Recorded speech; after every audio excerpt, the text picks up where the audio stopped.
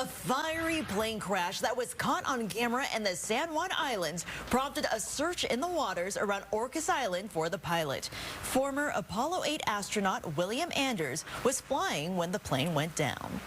Thank you for joining us for the news at 10. I'm Nia Wong. And I'm Frankie Thompson. Using flight data and FAA records, Fox 13 has confirmed the plane that crashed was a vintage Air Force T-34 Mentor. That plane registered to the 90-year-old pilot.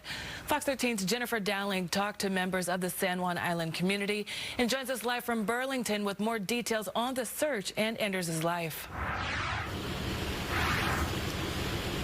Good evening. Anders was one of the founders of the Heritage Flight Museum, which sits right behind me in Burlington. He loved to fly, but those we talked to say he'll most likely be remembered for the images that he captured during his time in space.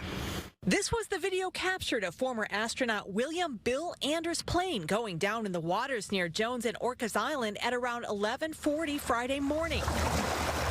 Ken Speck, who lives on Orcas Island, talked to Fox 13 by phone and said he was a friend of Anders, and he believes he may have been doing touch and goes when the plane went down. Anders is perhaps best remembered for taking this stunning photo of the Earth that some like this Guaymas Island resident refer to as the blue marble. I remember that photo, and it is, and I recognize it as, iconic. Anders captured the image while on Apollo 8 on the first flight to orbit the moon on Christmas of 1968. We're just a dot in space, and a pretty blue one. Bob Rowitz remembers that it changed people's perspective on the planet. It's amazing, to see that scope of, and knowing that's where all your family is, that's where everybody lives, and from a distance, it makes you understand that it's not, just the flat ground you live on. The Coast Guard says the pilot's body was recovered by the Washington Department of Fish and Wildlife dive team. Anders' son, retired Air Force Lieutenant Colonel Greg Anders, issued a statement saying the family is devastated. He was a great pilot, and we will miss him terribly. Bob Rowitz says he understands why Anders would enjoy flying high above the islands. It is fun and it's beautiful. You get up on top, the view from, above, it's spectacular. Sounds like he lived a pretty full life. As for the photo, Avery Dahl, a former Lopez Island resident, says it spans generations. It's a touching photo.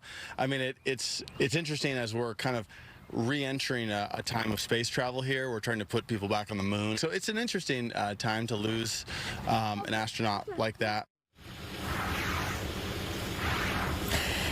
And the Heritage Flight Museum also issued a statement saying the museum is deeply saddened to confirm that one of our founders, Bill Anders, was killed in an aircraft accident. The museum will be closed until further notice. Please respect our need to grieve the passing of a great father and a great pilot. We also reached out to the museum, perhaps for a later interview, and are waiting to hear back. Reporting live in Burlington, Jennifer Dowling, Fox 13 News.